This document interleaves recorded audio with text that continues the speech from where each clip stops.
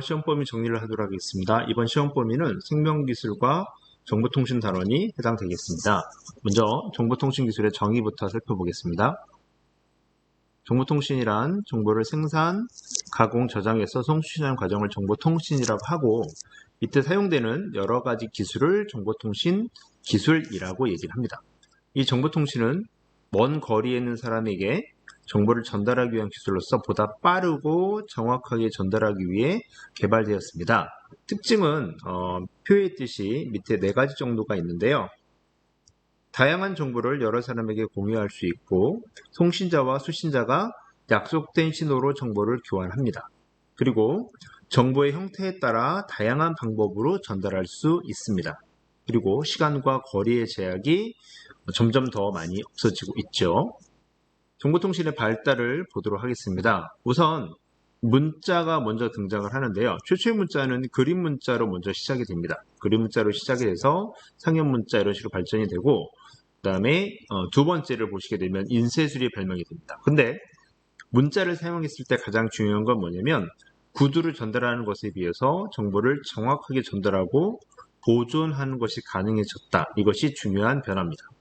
두 번째, 이 정보를 이제는 인쇄술을 이용해서 전달할 수 있게 됩니다. 여기 보시게 되면 나무로 인쇄를 하는 목판 인쇄술이 있었고요. 특히 우리나라에서는 금속활자가 세계 최초로 개발이 되었고, 나중에 200주기에도 등장을 하지만 직지심체 유출되어 있습니다. 그리고 중서유럽에서는 구텐베르크가 활판 인쇄술을 이용해서 성서를 찍어내기도 했었습니다. 그래서 이렇게 인쇄술이 발달하면서 사람들이 신문, 책 등 정보를 대량으로 인쇄할 수 있게 되면서 지식 수준이 크게 향상이 되었습니다.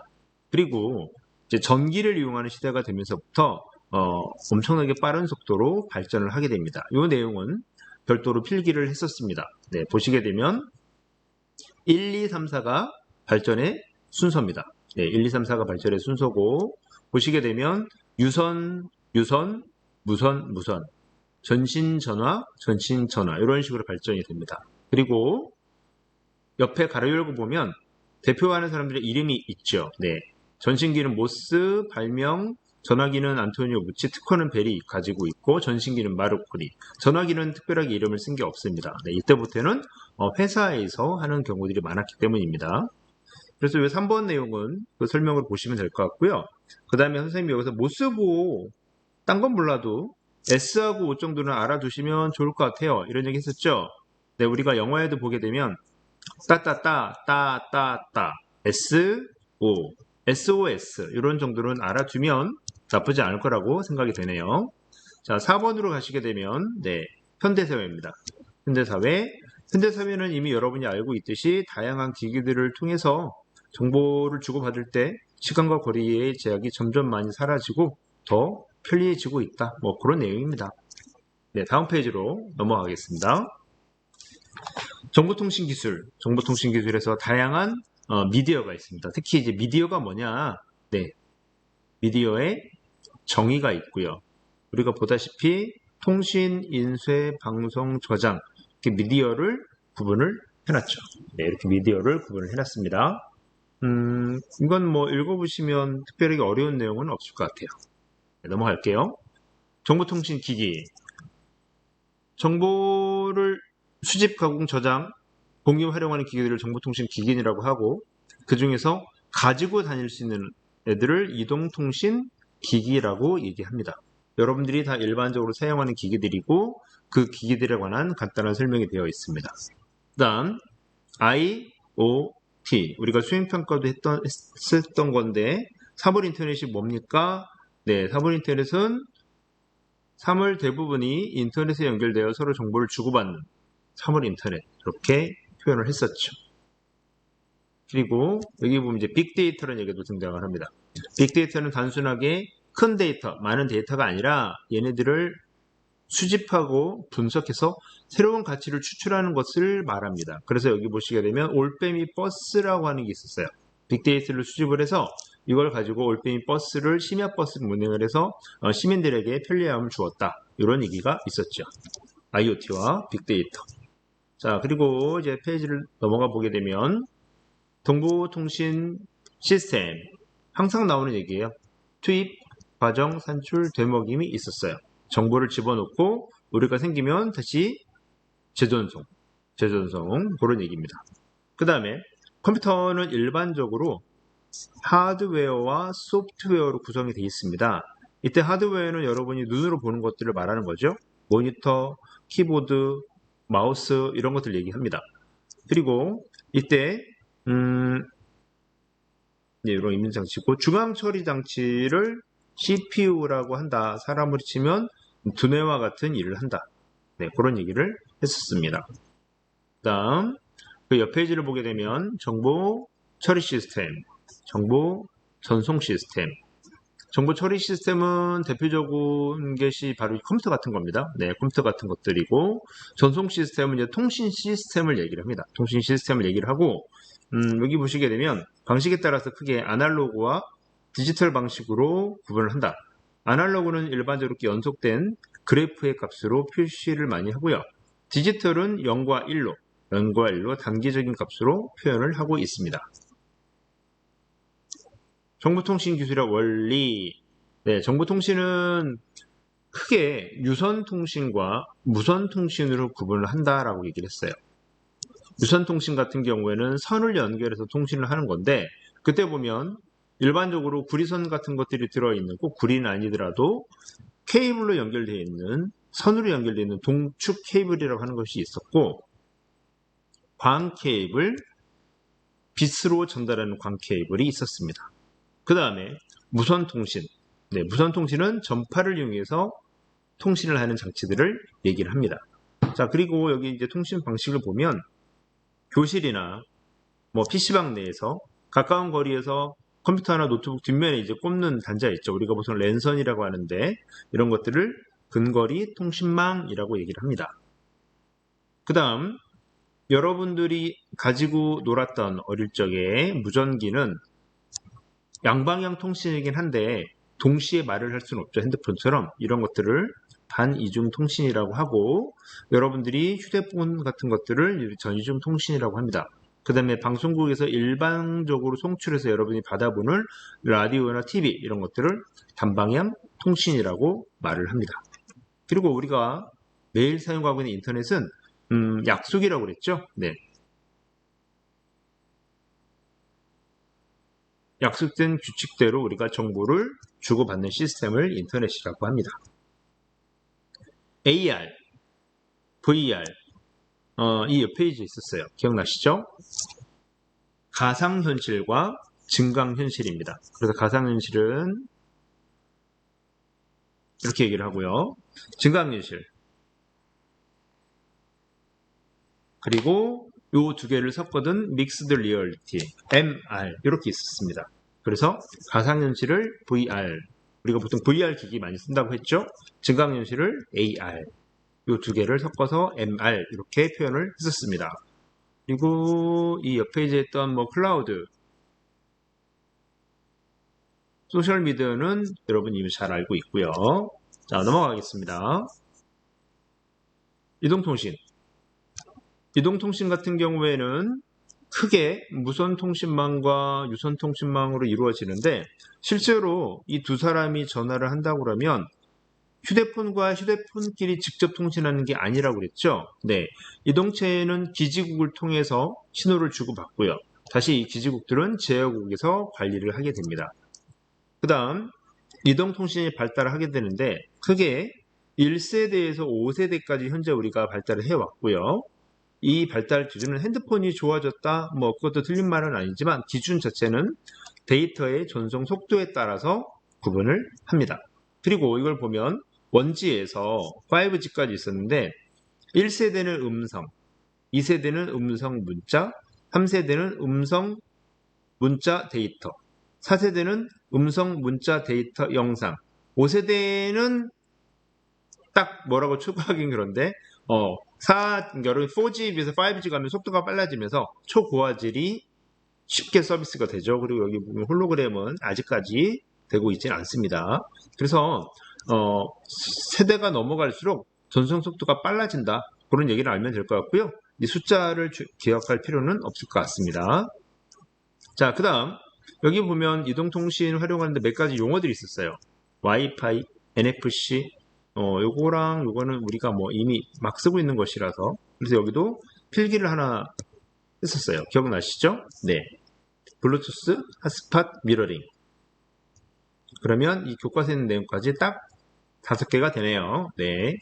NFC는 근거리 무선 통신을 말하는 겁니다. 근거리. 와이파이는 여러분이 다 알고 계실 거고요. 정보통신윤리. 정보통신윤리. 당연하죠. 네. 읽어보시면 누구나 쉽게 알 수 있는 내용입니다. 정보통신윤리. 그 다음에 개인정보 보호를 위한 방법. 네. 여기도 보면 6가지가 나와 있는데 약관, 비밀번호를 자주 바꿔주시고 주민번호 요구하지 않습니다. 특정 사이트를 제외하고서는 공용 PC라든지 공용 와이파이에서는 금융거래라든지 뭔가 이런 결제 정보나 이런 것들을 하지 않는 것이 좋고 공유 폴더 안에 개인정보를 넣지 않습니다. 당연히 출처가 불분명한 자료는 내려받지 않죠. 그 다음에 저작권도 마찬가지죠. 네, 허락을 받지 않고 저작권 위반되는 행위를 하시면 안 됩니다. 음원 파일을 올리거나 뭔가 불법으로 다운을 받거나 내려받거나 유포하거나 이런 것들은 전부 다 문제가 될 수 있는 행위입니다. 네, 넘어가겠습니다. 그래서 여기는 시험범위에 들어가지 않아요. 그냥 쭉쭉쭉 넘기라고 했었고 이때 200쪽만 시험범위에 들어갔었는데 이 내용 때문에 집어넣었습니다. 우리나라의 무구정광 대다란이 경우는 현재 세계 가장 오래된 목판 인쇄물 금속활자 직지심체 요절은 세계에서 가장 오래된 금속활자입니다. 국제적으로 인정을 받은 내용이지요. 네, 이 2가지는 상식처럼 알아두시라고 시험 범위에 포함을 했습니다. 자, 여기도 쭉쭉쭉 넘어가시고 이제 생명기술로 들어가겠습니다. 생명기술. 네, 생명기술이란 어떤 건지 그 정의가 있습니다. 정의가 되어 있고요. 특징을 보시게 되면 생명기술은 정말 다양한 분야에 영향을 미칩니다. 그러다 보니까 다양한 학문과 연관이 되어 있고 다양한 분야에 적용이 될 수 있어요. 그래서 결국 생명기술 자체는 잠재력이 무궁무진하기 때문에 부가가치가 매우 높은 특징을 가지고 있습니다. 생명기술의 발달을 보시게 되면 네, 발효부터 시작해서 쭉 우리 교과서엔 8가지 단계로 해놓고 있습니다. 인류가 맨 처음에 균이라 이런 것들을 눈으로 보지 못하던 시절부터 미생물을 통한 발효, 경험을 통해 알고 있었고 이런 것들로 술, 빵, 우리나라 각종 장류 이런 것들을 만들어서 활용을 했죠. 그러다 2번째 영국의 로버트 훅이라는 사람들이 현미경을 발명을 했답니다. 이걸 가지고 세포라고 하는 것을 볼 수 있게 되는 거예요. 새로운 세상을 보게 된 것이죠. 그리고 멘델의 유전 법칙은 4번이고요. 3번이 그 중간에 있는 백신입니다. 에드워드 제너라고 하는 사람이 천연두를 치료할 수 있는 백신을 개발했어요. 선생님이랑 영상을 통해서 봤었고 그 다음 멘델의 유전 법칙 이거는 과학 시간에 배워서 다 알고 있는 것들이죠. 그 다음에 5번 페니실린, 6번 DNA 이주 나성 구조, 복제양 돌리, 인간 게놈 프로젝트. 페니실린은 알렉산더 플레밍이라는 사람이 곰팡이, 이 푸른 곰팡이를 가지고 인류 역사상 첫 번째 항생 물질인 페니실린을 발견했습니다. 그래서 많은 사람을 구했죠. 그 다음에 왓슨과 크레이기라고 하는 사람이 인간의 DNA가 이렇게 나선 구조로 되어 있다라고 하는 것을 규명을 했고요. 그 다음에 이제 2001년 어떤 문헌에 보면 2003년이라고 되어 있기도 한데 이때 가서는 이런 나선 구조, 인간의 게놈, 유전자 지도가 완벽하게 완성이 되었습니다. 그리고 이 중간쯤에서 드디어 인간들이 복제 동물들을 만들기 시작하는데 이때를 가서는 복제 포유 동물까지 만들게 되었습니다. 물론 이 복제 포유 동물은 노화에 따른 폐 질환으로 일찍 안락사가 됐고 이때부터 이제 생명윤리 문제가 크게 논란이 되기 시작했죠. 이건 뒤쪽에서 좀 더 자세히 보도록 하겠습니다. 네, 여기 보시게 되면 이제 생명기술의 4가지 기법들이 설명이 되어 있어요. 생명기술 4가지 기법들이 설명이 되어 있는데 유전자 재조합, 이름 그대로 기억하시면 된다고 했거든요. 이런 식으로. 한 생명체에서 추출한 유전자를 그 유전자를 가지고 있지 않은 데다가 일부를 잘라내고 이거를 끼워주는 거예요. 그래서 여기도 보시게 되면 대장기를 이용해서 인슐린을 만드는 유전자 재조합 과정이 있는데 이식하고자 하는 만들고자 하고 DNA를 이렇게 분리를 해놔요. 그래서 얘를 이렇게 딱 유전자 가위로 잘라주게 되면 여기 잘라진 데다가 얘를 싹 집어넣어요. 싹 다 집어넣으면 이런 모양이 되겠죠? 이거를 이제 대장균을 통해서 대규모로 기하급수적으로 증식을 시켜주고 필요한 물질을 뽑아내는 거예요. 이런 식으로 통해서 유전자 재조합을 통해서 우리에게 필요한 걸 만들 수 있습니다. 식물, 대표적인 유전자 재조합 식물, 이것을 우리가 GMO라고 하고 이 뒤에 보면 별도로 설명이 돼 있었어요.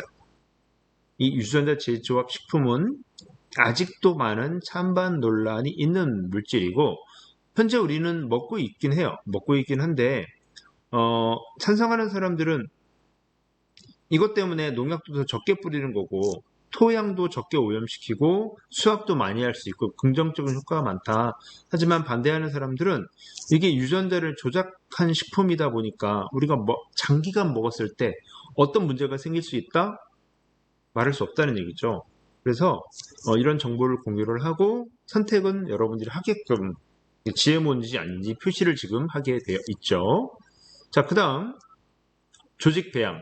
네, 대표적으로 식물입니다. 식물의 생장점 부위를 잘라서 배지에 심어가지고 좋은 품종을 배양하는 것들. 고구마 키우는 영상 같은 거 보여줬던 것 같아요. 네, 조직 배양 이런 것들이 있습니다. 그 다음에 세포 융합. 이거는 완전히 새로운 걸 만드는 거예요. 여기 보면 토감이라고 되어 있는데 뿌리에는 토마토, 뿌리에는 감자, 위에는 토마토. 토마토와 감자를 이렇게 세포를 융합을 해서 세상에 없던 새로운 품종을 만들었습니다. 이런 것들을 세포 융합이라고 합니다. 근데 우리가 재조합한 단순하게 일부를 살짝 변형한 재조합도 GMO라고 그래서 먹을까 말까 고민을 많이 하고 있거든요. 이 세포 융합 새로운 것들을 우리가 현재 먹거나 활용하지는 않아요. 하지만 어쨌든 이런 기술을 우리가 가지고 있고 언젠가는 활용할 수도 있겠죠. 그 다음에 앞에서 봤던 복제양 돌리, 핵치원을 이용해서 동물을 복제하는 기술입니다. 이것을 이용해서 우수한 동식물을 복제하거나 개량 생산 아니면 멸종한 동물을 살리거나 쥐라기 공원 같은데 영화도 나오죠. 그런 내용들이에요.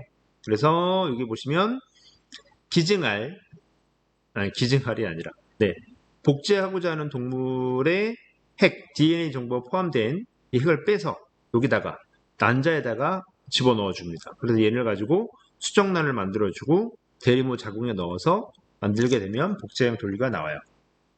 앞쪽에 나왔던 내용과 똑같은데 이렇게 됐대요. 이렇게 됐었다고 얘기를 하고 이 복제기술이란 이러한 생명기술은 다양한 분야에서 활용이 되는데 식품, 의료, 환경, 에너지 분야에서 쓰이고 있다. 만들 수 있다. 물론 지금 먹거나 활용하진 않지만 의료 분야는 이미 많은 약 같은 거 만들어 사용하기도 하고 미래가 되면 신체의 일부를 만들어서 이식수술 같은 데도 쓸 수 있을 것이다. 그리고 환경 분야에서는 미생물 같은 걸 이용해서 오염물질을 제거하거나 정화시킬 수도 있고 그 다음에 에너지 분야에서는 이런 것들을 우리가 가공을 해서 에탄이라든지 디젤 같은 아니면 인화성 물질들을 만들어서 연료로 사용할 수도 있다. 이런 것들을 바이오 매스라고 한다. 생명기술은 앞으로 다른 분야 기술과 융합해서 더욱더 발전할 것이다. 로봇공학, 유비쿼터스, 정보통신, 과학기술과 연관해서 발전할 수 있다는 얘기예요. 그리고 생명기술의 문제점, 이제 윤리 문제입니다. 이런 여러 가지 문제점들이 발생할 수 있다. 그래서 여기까지 해서 시험 범위 정리가 되었습니다. 비교적 간단하게 쭉 정리를 해봤고요. 좀 더 복잡한 내용을 원하는 사람들은 작년 중간고사 영상, 생명기술 정리가 되어 있고 기말고사 영상에서는 작년 중간고사 영상은 정보통신이 정리가 되어 있고요. 기말고사 영상에 생명기술과 적정기술이 있기 때문에 전반부만 보면 이것보다 좀 더 자세한 설명을 들을 수 있습니다. 이상입니다.